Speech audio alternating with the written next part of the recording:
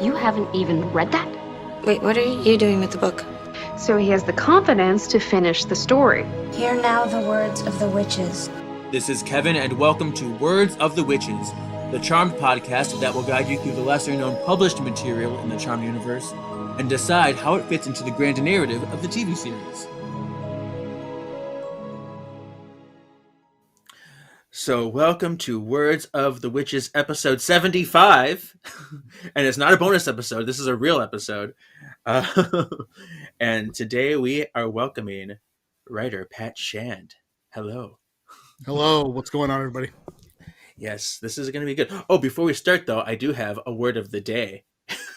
Oh. It's to honor you. Okay. This is Ghostwriter, the children's television series. Do you remember this? From 1992 to 1995? Sure do. Yes. And this series revolves around a multi-ethnic group of friends from Brooklyn who solve neighborhood crimes with and mysteries as a team of youth detectives, and they have a ghostwriter ghost friend that communicates to them through all kinds of font and text. They can manipulate the text and give them clues, and they solve the crimes. Ta-da! Ta-da! I used to watch Ghost Rider. You're bringing back memories. P.S. The good old days. All right. So, Pat, we're going to talk about you wrote season 10 of Charmed, which we're going to talk about, of course, since it's a Charmed podcast. But I did. But before that, we're going to just ask about you. So you're in New York now. Where did you grow up? I grew up in New York. I was in Nassau, a little town called Freeport. I've been all over the island. I've lived in North Babylon, Dix Hills, Coram. Briefly lived in California, San Diego. Lived there for about 2 years, but now I'm back on the island for years now, you know. New York native, grew up here. Yeah, it's weird. Like, you never realize how different other places are until you've lived there, you know. Like, I remember, traveling to Pennsylvania, Texas, and being like, can't get a bacon, egg, and cheese here. This is kind of crazy, you know. But now that I lived in California, the Mexican food out where I live, it's a travesty, you know. So, it's all very food based. My opinions of where I've lived and grown up, but no, yeah, New York for sure, yeah. Nice. Yeah, people say Mexican food here in Wisconsin is just really crappy because it's not the same. No, to me, everywhere but San Diego, California, Texas, those areas, you know, but go out of there. It's not right. Something's going on. Mm-hmm. Yep. And I believe you and I are actually the same age. So, how old are you? I'm 35. I'm 35 too. I turn 36 in about a month from now. Okay. Gemini, you know? Yeah, so you're a little bit older. I'm October. I wouldn't say older. I would say just like falls in the same area, right? Yeah, right. Yeah. But Sean's older than both of us. He just turned. Yeah. Oh, he's about to turn 39. Great. Thanks for blasting that out there, Kevin. 39 to me, it's still. Unless I'm wrong, it falls short of middle age. I feel like we're all in the same, like, still spring chicken area, you know? Yeah. Yeah. I like to think that too. Yeah. You know, I work out. It's fine. Yeah. Yeah, man, me too. Yeah. Me too. So what kinds of things were you into as a kid? Working out. Oh, yeah. I love to read. I would read Goosebumps. I love to tell scary stories with friends. They actually, I had a group of friends that they knew that I was so horror obsessed that they would kind of put on these role playing things. They would scare the shit out of me. You know, my friend Chris would pretend to be these monsters, Slime Monster, the Yellow Jacket Killer, and I would go home from their house, and they would say things like, "If you run, he'll see you more." So I would just walk home in slow fear. But I love that kind of stuff, though, you know. And then as I got older, I guess writing, you know, I've always wrote for fun. And now I travel for fun. whenever I'm asked this question, I realize how little I separate what I do for work versus what I do for fun. Um, yeah, who knows, dude? You know, Yeah. Yeah. who knows what I do? So I want to know, Pat, as someone who is an aspiring writer and comic creator, but is a little too lazy to actually get it done, how do you feel yourself, and how did you get into the industry that you're in? How did I get into the industry? All right, so I will say, of all the industries that I've tried to get into, and this might be controversial, but don't care. Comics is the easiest one to get into. It's true. Lowest barrier of entry. We're all comics creators. We're all on social media, too much to a fault, you know. And I was kind of struck by how, growing up, I wanted to write novels, TV, film. And then eventually I started doing some theater. But I noticed when I started to read comics, and I tapped into comics through licensed comics like Charmed. I was reading the Buffy, Angel, Supernatural comics, and I saw how inaccessible the writers of the shows were, but how accessible the writers of the comics were. I could read a comic by a guy like Scott Tipton, Brian Lynch, and talk to them that day, find them on Facebook. I've been friends with Scott Tipton for almost 20 years now because I read his Angel book and I reached out and said hi. And that's for the time. I think back that's like 2006, 7. That's a lot. That's more common now. A lot different back then. That was unique to comics. So I made friends, connections. I don't want to say career driven because I didn't have a career yet, but I was very ambitious. I remember I would see artists put out things like, "Oh, I wish I had a writer who would do this," and that night I was in their inbox doing that. For example, Stephen Mooney, the artist on Angel, wanted to do a comic that was set in season 5 and use the characters Fred and Illyria. No, sorry, Wesley and Illyria. And that night I wrote a 3-issue outline in a full script, and he tried to get it made for me. And it didn't go through because that was their top title and I had no credits. So obviously it didn't go through.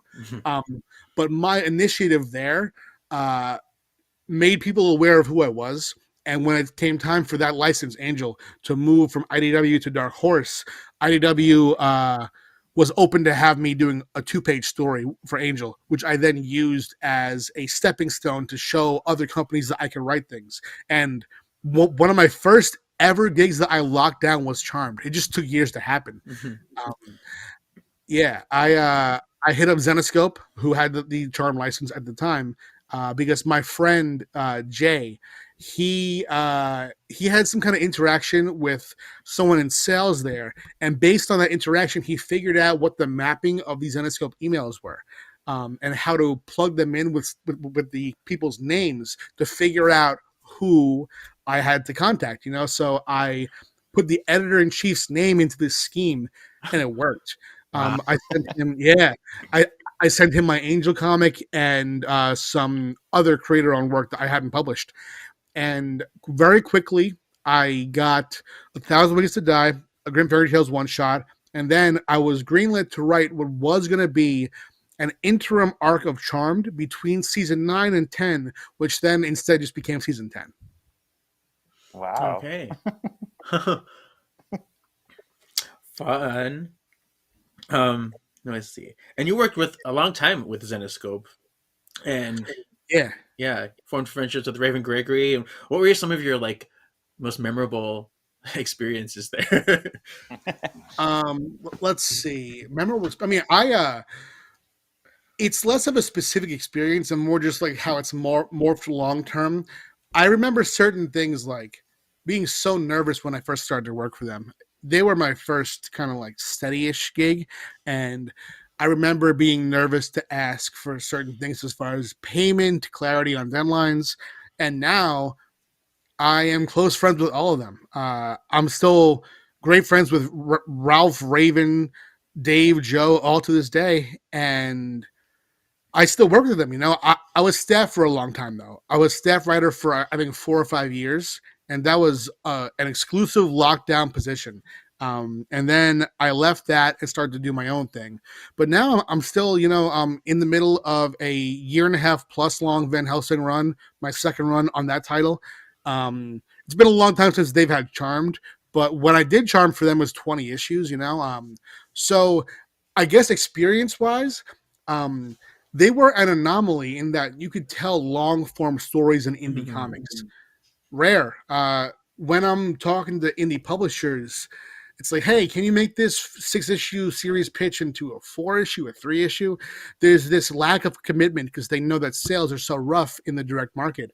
Zenescope has always been able to find ways to avoid that. At the time, it was doing those kind of longer running series. Like I was on Robin Hood for 39 issues. At the time, Van Helsing for 20, now almost 40.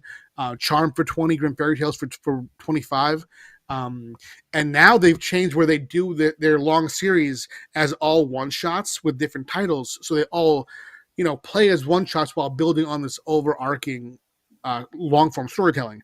So it's the fact that Zenescope was able to help me operate in a way that felt more akin to TV writing than comics writing at the time. Nice. What would you say is your experience working with someone like Marvel versus working with someone like Zenescope? You know what? Marvel was weird because it was Marvel, but a certain subsect of Marvel. I worked on 4 Marvel novels and then some other Marvel prose content, and it was all licensed through different publishers. So the first one that I did was through Joe Books, and I was dealing directly with a Marvel editor, Sarah Brunstad, I think. So the notes would come that way, but they would always filter first through Joe Books. So it wasn't the comics, it was the actual prose novels, which I'll tell you this. I got the Marvel prose gig as a result of writing the Charmed prose novels, which never came out, dude, but those helped me get those Marvel gigs. Yeah. I'd say that the notes on indie stuff like Zenescope, it's a lot more direct. Ralph and Joe own those characters, so the notes come from them. I could talk to them. With Marvel, there's so many different reasons beyond these notes. In fact, I would discover cool things later on. I remember I was writing Iron Man Mutually Assured Destruction, and I had an early pitch that had this bit where a character was going to different sites that they would see in the MCU big battles and taking leftover machinery and building this weapon. And they said, oh, you can't do that because that's coming in an upcoming film. And that ended up being Spider-Man, the first one, I think Homecoming. So that was a plot in there that I knew was going to come up eventually, but I just didn't know where. So that was cool to see. And then the not cool part is stuff like I would write an entire Thor novel that used the tracksuit Draculas from Hawkeye.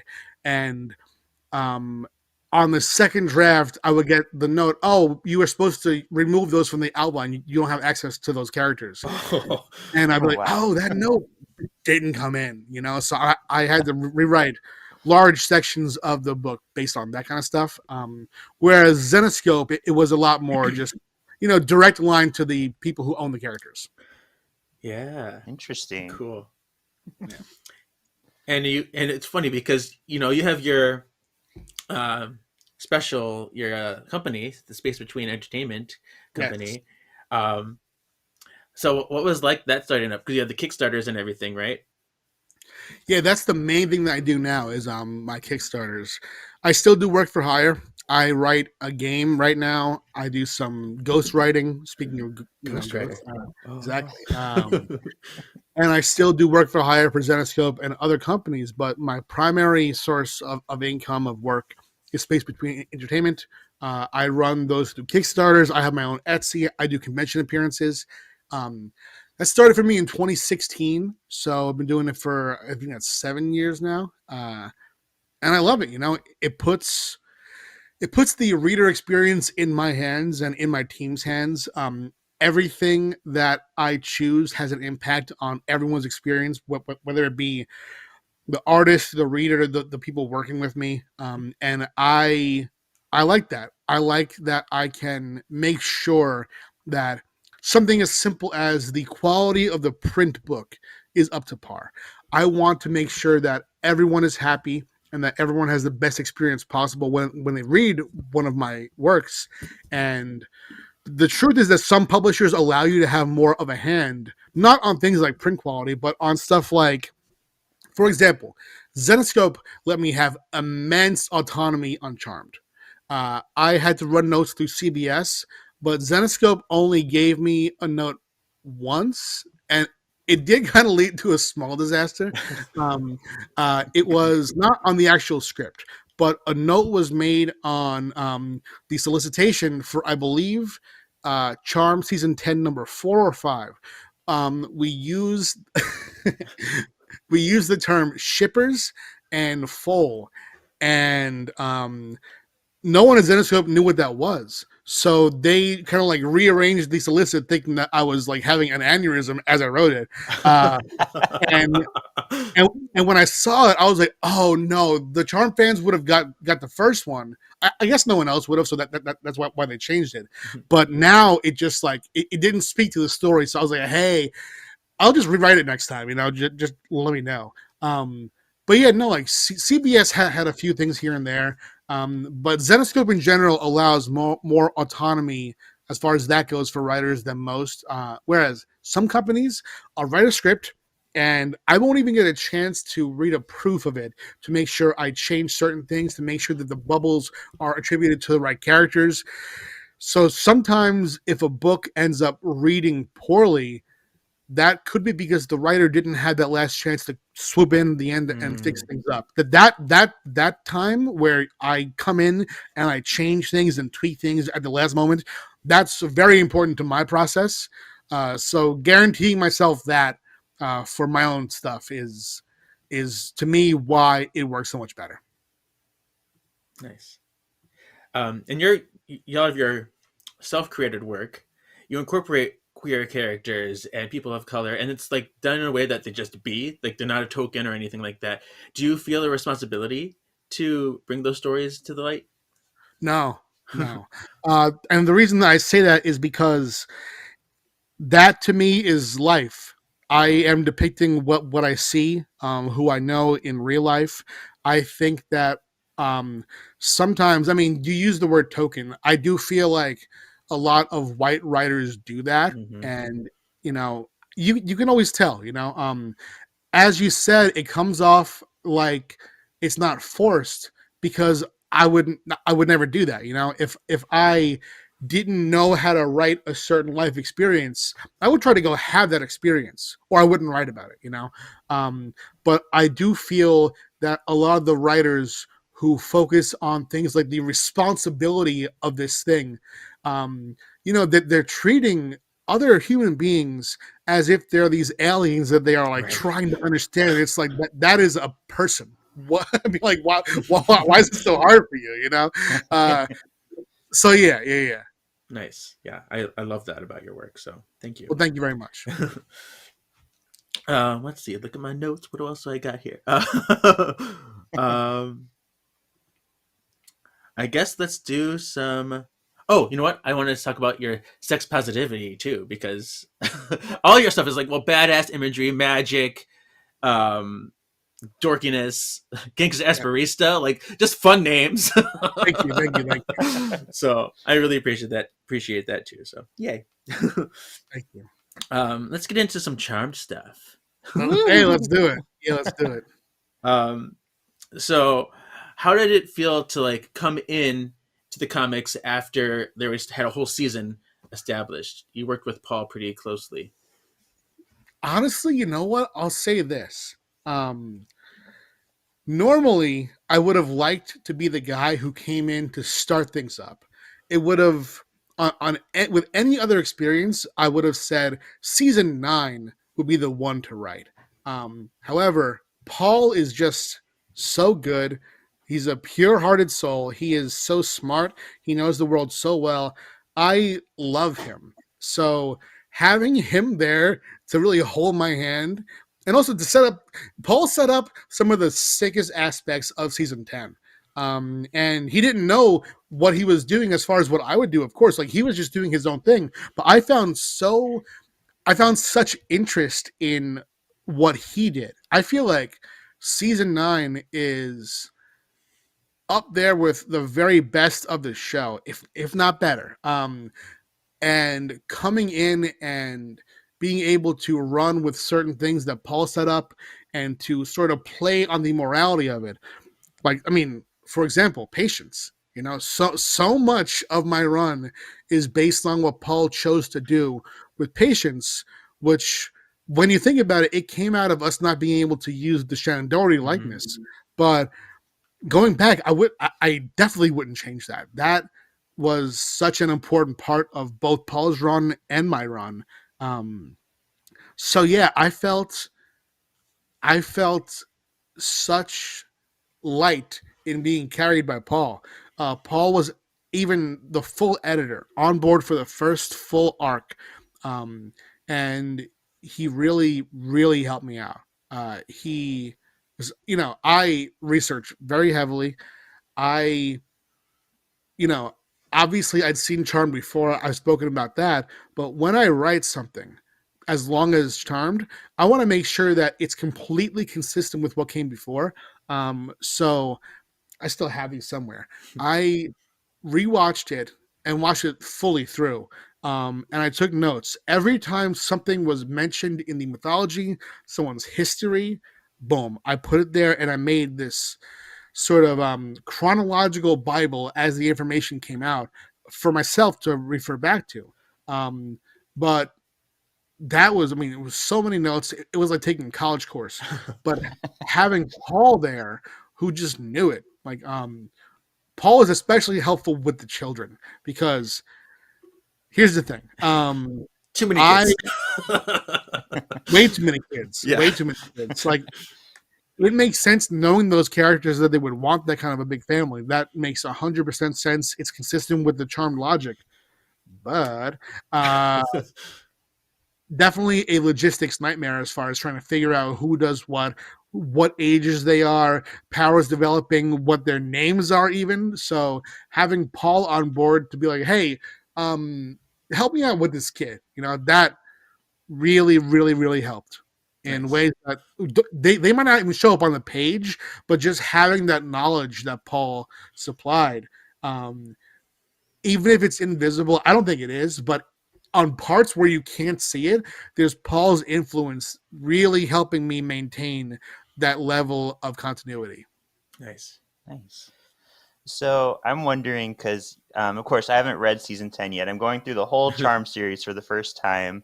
But we just had a guest the other day who said season 10 is probably their favorite of the whole series. Kevin speaks very highly of it, but did you have any negative critiques as it was coming out?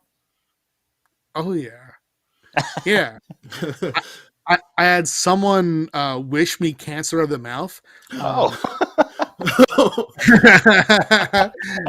Because something about how my treatment of Prue dishonored Shannon Doherty.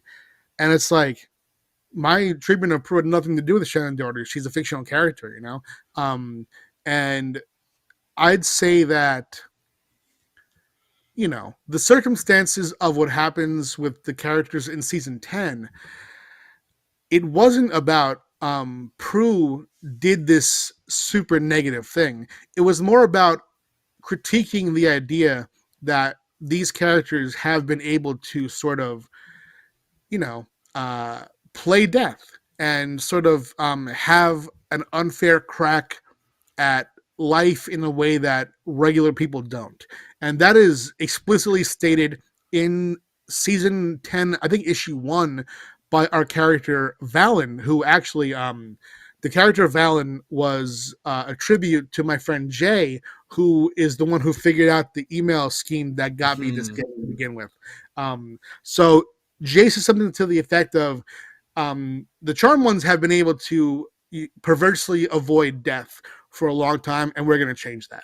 That was a villain, but that was also the mission statement of season 10, was to bring back stakes and to make it so life and death mattered in both a tension way and a positive way, that we can respect and honor the lives that these characters who have passed have lived.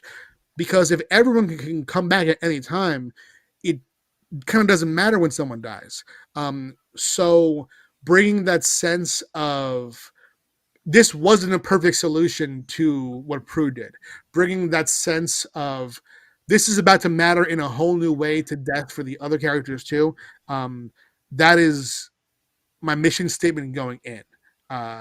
And I think maybe that's why everything seems a bit more dire, because there are consequences when, because of the fact that during Charmed, aside from Prue, because of what happened with Sharon Doherty there, who knows who the cause of any tension between the actors were? That's not my business. But what is my business is looking at the series and being like, all right, so Prue died at the end of season 3 going into 4. Ever since then, the characters have died, come back, die, come back, die, come back. How do we resolve that and make this into a compelling story about that? Yeah. Wow, And I'm what I love excited. about, yeah, it's gonna be great. I can't wait for you to hear. What I love about the season 10 too is because you almost made the characters better people. Like they're still flawed, but they remember why they care. They apologize for their shit. They react based off things, but you can understand their trauma. You can understand their loss and love and all that stuff, and it's really wonderful. So, Well, thank you. Yeah, there's a few things that as I watched through the series, I took these notes not only on continuity, but on things that I needed to happen to be okay with the series as a whole, okay with being part of it. And one of the main things was that, Grams is terrible and no one says it. So that needed to be said. And I wanted the characters to arc and grow in ways that, appreciate their flaws and bring them to a place of grace. yeah, exactly. So I believe the pitch that got you the job was a Piper Melinda story that didn't actually make it into the comics. What was it about that got you the job, you think? What was it? I think that I think that the pitch captured the essence of Charmed while also being different and pushing things forward. It showed that I could tell a concise story, because it was going to be a shorter arc, sort of in between the seasons thing, and that is how I actually ended up shaping the entire season.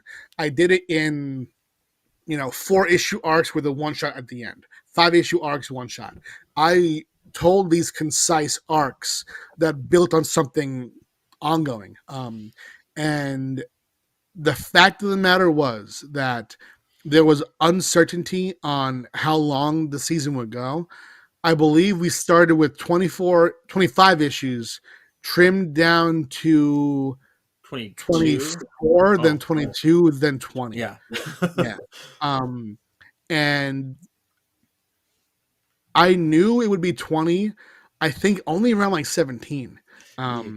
So I asked for 20 to be a bit oversized, but I think that my ability to be concise and to tell an emotional story in a shorter period of time that I showed in my initial pitch was very beneficial to me when those kind of things came up, where I had a shorter run to the end than I initially thought.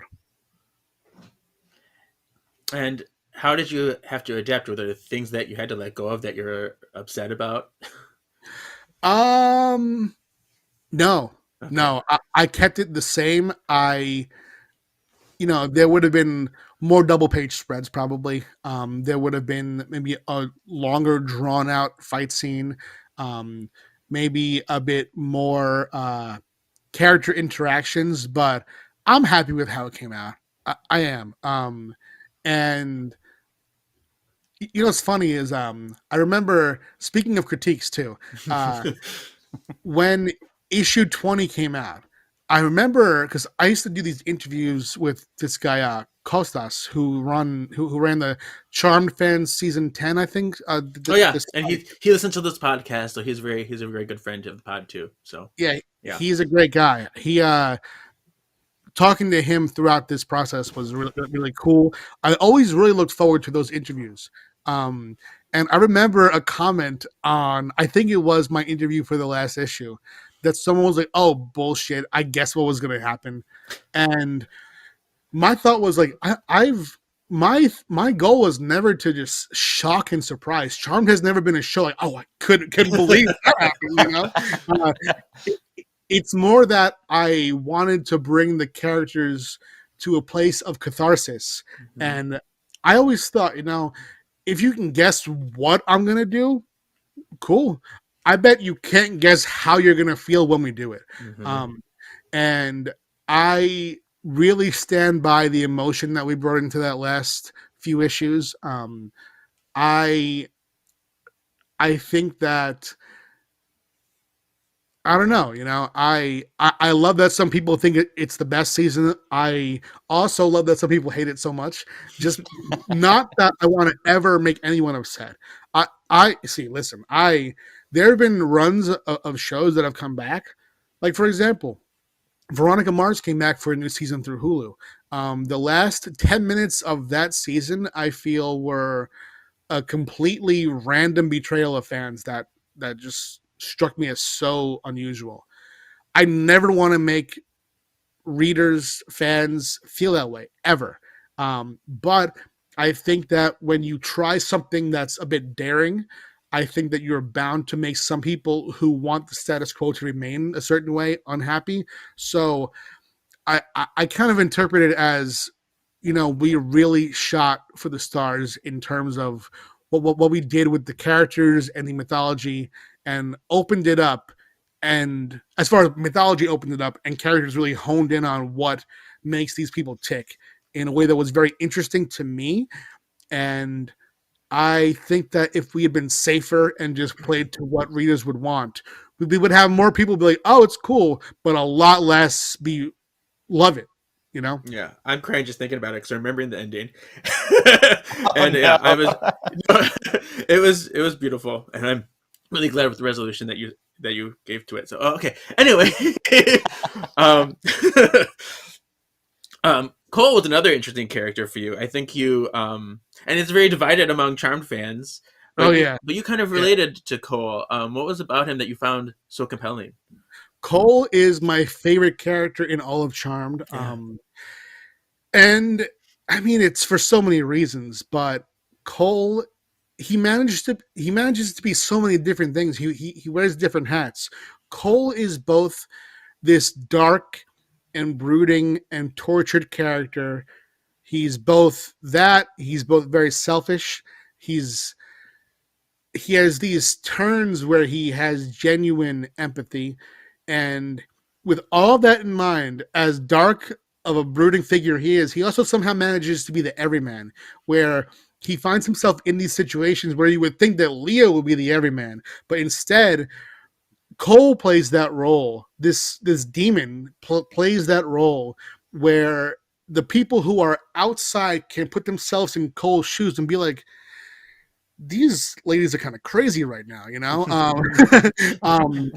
but Cole also has this very, very humanizing effect on all the other characters. I think that he, throughout the show, he was very much a divisive force for the characters. His relationship with Phoebe pushed her apart from her sisters in a negative way. And when we meet Cole again, he has become a bonding force for this family in a way that makes them better, makes him better. And it felt right for him, And I won't say very much about that. But people should read it. I think the end of the first arc was a tribute to Cole, and some people get the whole like, oh, if you like him so much, why, it's the whole thing like, oh, you like this character, why torture them? Mhm. Well, because it shows an interesting thing about them. And I was able to tell a story about Cole that took the shattered pieces of his personality and who he had been and brought them together into a picture of who he was, who he is now. And that issue, when I got to do it my way, I realized, oh wow, they're gonna let me do this. They're gonna let me do this season how I want, and that's crazy. I love tragic characters because it really gives you a spot to find new ways to identify with them. And Right. lots of fans hate Cole, and I'm not a fan of how he was written sometimes, but I do always vouch for him because I think he was treated pretty unfairly in the show. So I'm Yeah. glad that your comics give some of that back to him. Yeah. All right. Do you think Prue and Cole were fucking? Oh, Wow. you know what's funny is man, I got to play so much more on the Prue Cole relationship in my novels, and it is such a shame that they never came out. I mean, here's the thing. I watched this hilarious assessment on YouTube of season 10, and the biggest critique that I got in the assessment was that Amelia, the blue hair Yes. girl, came out of nowhere. Well, that's because we were so sure the novel Social would be out. medium. There you go. Yeah. And we were so sure about it. And we did it in a way where it can be read, where you don't have to know what happened first to understand her role. She has a relatively small role in season 10. But it would have been a cool moment, and it just didn't happen. That just didn't happen. So that's one thing. And yeah. Okay. So I've kind of been like giddy to bring this up. So now that we're on the novels, our last guest actually was able to get chapter 1 for us from Social Medium. Nugent. Yeah, you know Nugent. him. I really enjoyed your writing style. I like how everything was kind of dark, but there is some humor to it as well. Can you tell us anything about why the novels didn't come out and if we should have any hope that maybe they will one day? Okay, I will tell you exactly what happened. I don't know if I've ever told this. I might have, and I'm just building it up for no reason. But what happened is this: I was hired by Joe Books to write the first Social Medium, and then I got the Symphony for the Devil project, and the deadlines were so short. I wrote Social Medium while I was moving, and during this move, I drove from California to New York, took a flight back to California, and did the drive a second time. I wrote Social Medium during that and about a week after. So about a 3 to 4 week period, wrote it all. And that one was fully edited, ready for print, ready for digital. And then before it came out, I was hired for Symphony. And that one I wrote in full, and I was never given any notes, which in comics, that's a great thing. That's fine. Goes to letters. I'll do my own notes, sure. In prose, It's not a good sign. it's not a good sign because that means that no one read it, because you know that there's going to be mistakes. So I got no notes on that and just stalled. And that was probably about a month or two later, I was given the Iron Man gig, which then led to an Iron Man novel, a Avengers novel, Guardians of the Galaxy, and Thor. And that happened over the course of about a year and a half. The whole time we're waiting. And the structure of these deals is that Joe Books assembles the team and works editorial, but they come out through a different publisher. They come out through HarperCollins Canada.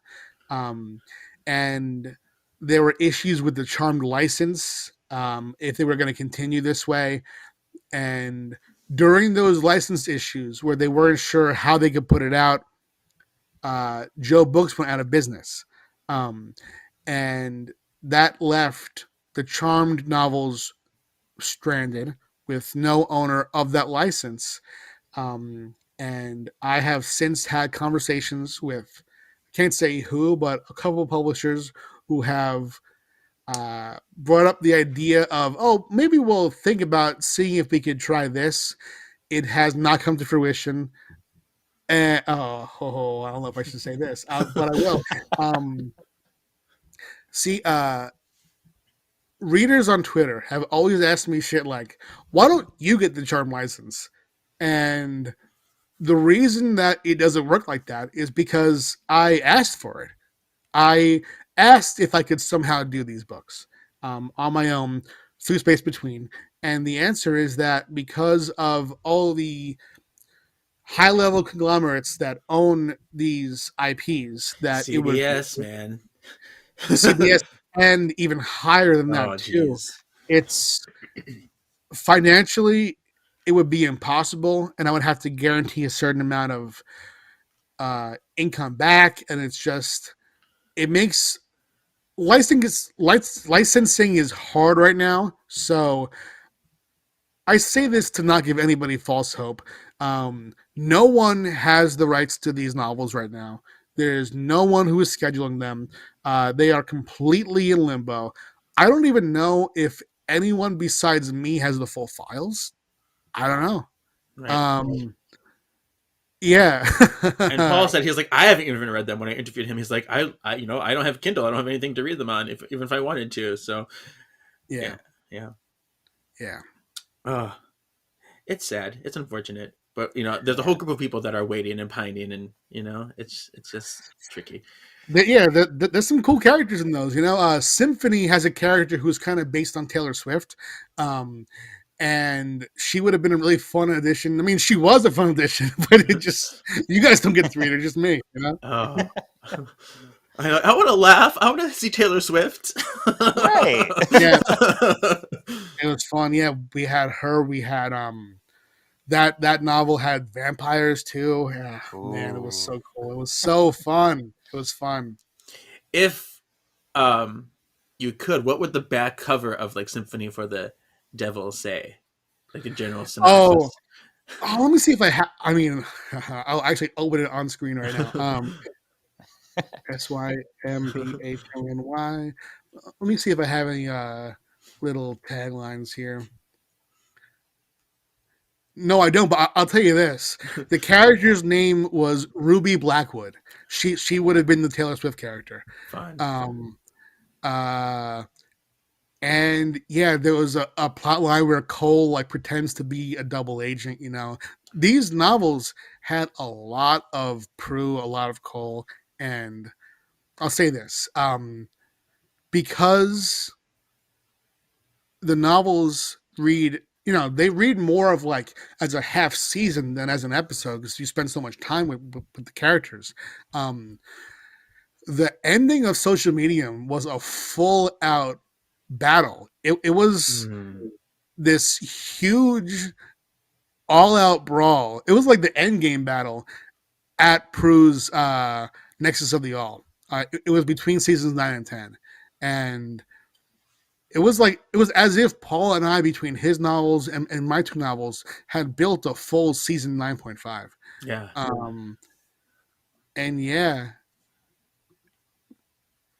Yeah, it's crazy. Yeah. Like I'm going through this now, and I'm just reading certain dialogue. Like Piper says, "Well, at least you got a bat mitzvah for Whitley out of the deal." And I don't know what that means. Like it's been so long. Like who's Whitley? I do not know. I'll have to read this. Oh my gosh! See? Yeah. Who knows? Who knows, dudes? There's so much good stuff that we want. Yeah, it's so hard. Anyway, I'm not gonna pry too much, but yeah, thanks for giving us this little inside scoop. Yeah. I wanted to ask about Tyler too, because he was big in the comics. Was it your decision to make him gay, or was that something that Paul had any say on, or? That I don't remember. I feel like I feel like maybe Paul. I'm not sure. I just don't remember. I remember bringing him back and wanted to expand his powers and play with him in an interesting way. I remember Kareem and bringing him in, and my goal with him was that I didn't want him to be just like the boyfriend. I wanted him to have his own power, his own role, his own, every character has a piece in this season that proves why they should be there. And I don't know who chose that. Okay. But I'll say this. One thing that I feel kind of bad about, because I hate when a writer comes in and kind of undoes things that the previous writer did. So I'll tell you this. There are certain characters that Paul introduced who met their end at my hand. And I felt bad about that. But that wasn't to go against what Paul had done. That was to celebrate the roles that he had created and play them out in a very interesting way to me. I cannot overstate how, in my mind, Paul left me a better jumping off point as a writer to come in on than season 8 did. I feel like writing from the end of the actual TV series finale, really difficult task. Kudos to Paul for doing it. Kudos to Raven Gregory, whose name is credited on the issues for absolutely no reason. Yeah, Paul is incredible for what he did there. Nice. Yeah. Wonderful. Yeah, his book of threes. He's gonna have to, I'm gonna see if he can come back on for the book of threes when we get to those, because that'd be fun. Yeah, because I remember when Sean was watching the show for the first time, and he called it out. He was watching Lost and Bound. He's like, "Oh, I bet you that guy's gay." I'm like, "Well, funny you say that." It's funny. I wish I had an answer. It's just been so long. I'm not sure if I was watching and my gaydar went off. I'm not sure if I talked to Paul and Paul said it. I'm not sure if I floated it by Paul to see what he wanted to do. I don't know. I just know that when we did it, it felt very natural, Yeah. And yeah, it was part of what I wanted to do with bringing back characters in a way where it didn't feel like, oh, it's cameo time, Like I wanted to bring characters back and explore them in interesting ways. The only character that I brought back just for cameo was Tuatha, because she was so hot, But also too, I felt like her role in the show was so short, but it had potential. And Yeah, Tuatha. Yeah, it's funny because we have Kyle in that episode, which is the most annoying thing ever. But Tuatha is really a presence and really fun to watch, and so it's a real. I should show it to you. I need to show it to you because I can't. Well, you say it.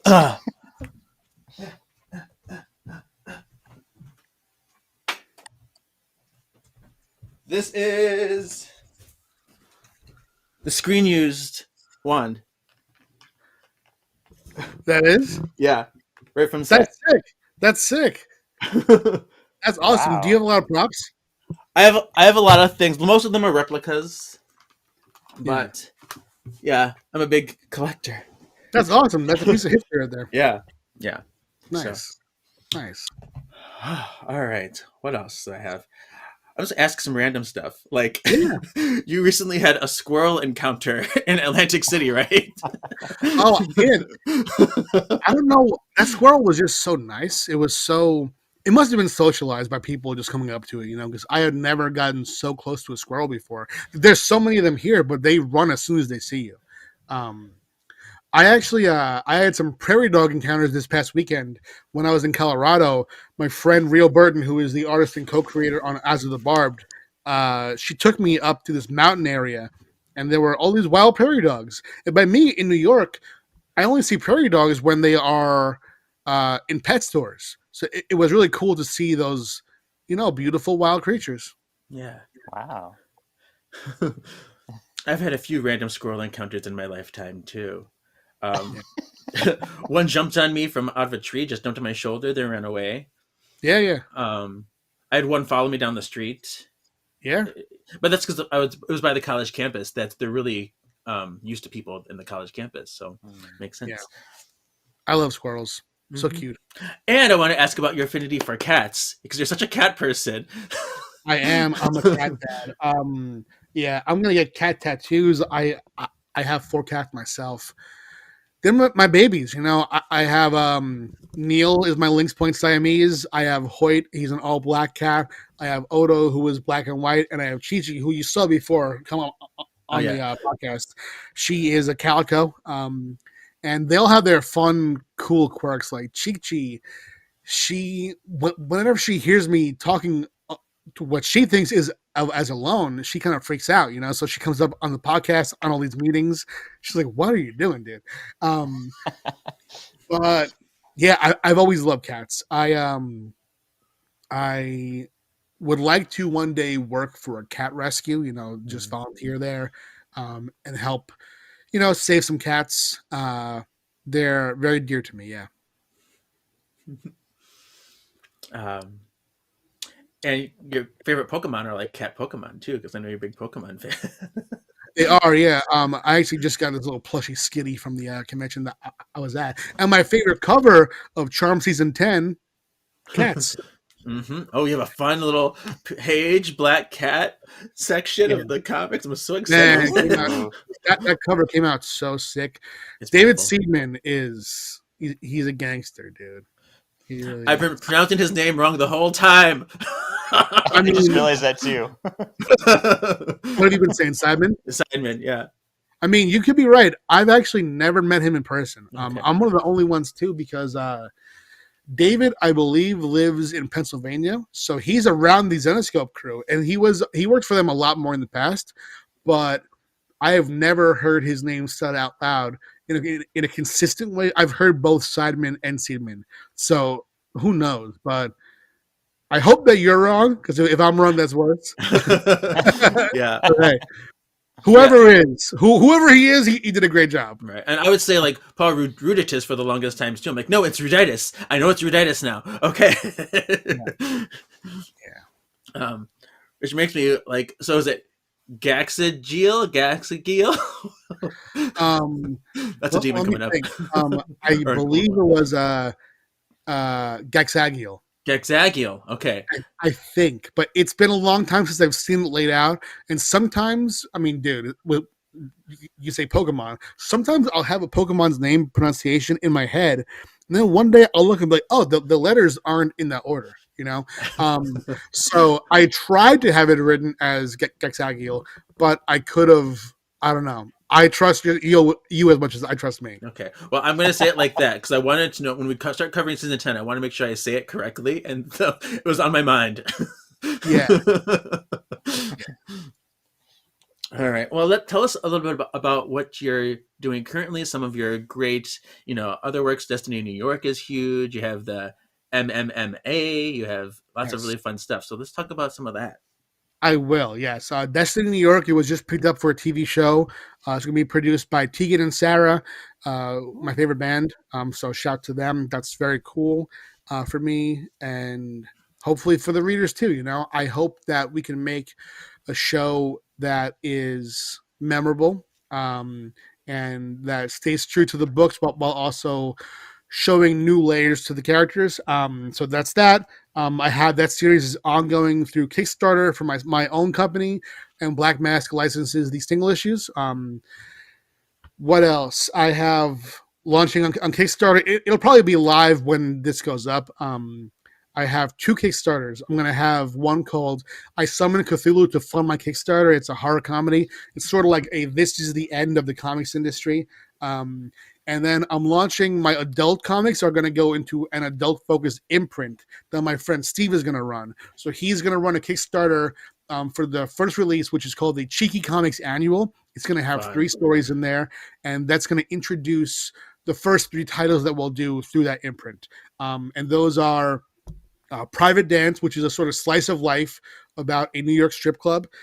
There's Only Friends with Pen, who is about an Only Friends content creator, and there's Amarini Amateur Cupid, which is a fantasy about a Cupid who sucks at her job. So those three are going to be all debut in that annual. That's launching April 24th. And the I Summon Cthulhu to fund my Kickstarter book, that's going to launch as of recording this tomorrow, 4/20. Okay. So those will be running at the same time. I'm excited for both of these very much, while also continuing to deliver what we had done before. I just got Mixed Magical Martial Arts in Cerulean Dreams, which is also a one-shot, sending all those out. So a lot of fulfilling older stuff and starting new stuff pretty constantly. And a book that I'm doing that I think Charm fans will really enjoy is As of the Barbed.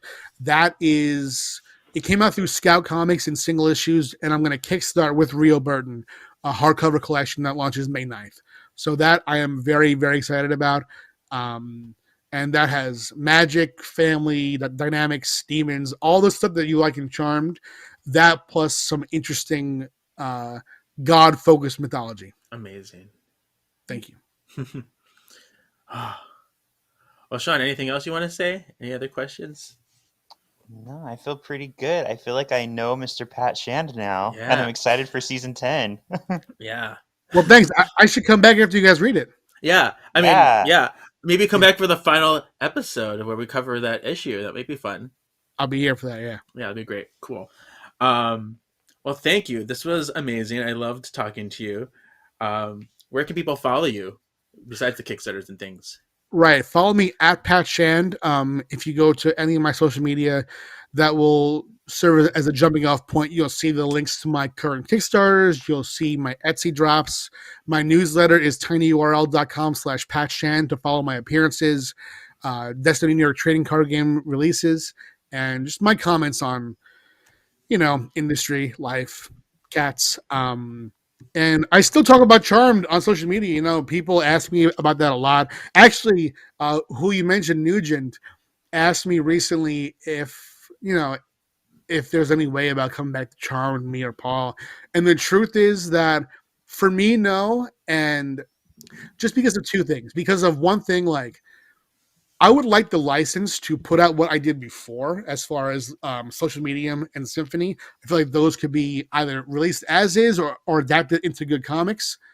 That would be sick, but licensing is too hard for that. But as far as making new stuff, the truth is I feel really, really confident with how we ended season 10. Mm-hmm. And I can see that. I'm like, you had your final say, you had your goodbyes, and that's that. I feel it. Yeah. Nice. Well, cool. So I guess, Sean, tell people where they can follow you and find you. You can follow me at Sean Porrett. That's ShawnPorrett on mostly Instagram. And that will link you to Once Upon a Cult, Marvelous Galaxy of Disney, my book, Witch's Brew, A Dream of Waking. Or they could find our other podcast, Kevin. Yes, Solving for X, where we cover the X-Men 90s animated series and all the other animated series that are coming right before X-Men 97. So, yay! Yay! And then you can follow this podcast at Words of the Witches, all the places except Twitter, where that's Words of Witches.